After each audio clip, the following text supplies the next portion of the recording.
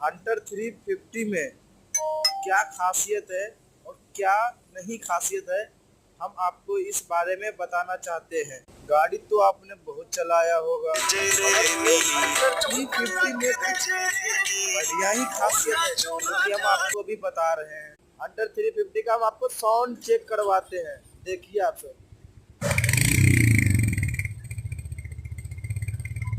एकदम मस्त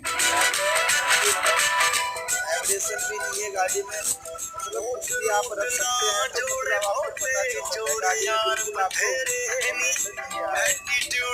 बिल्कुल आपको पिकअप की बात करें तो नंबर 1 पे इसका पिकअप है।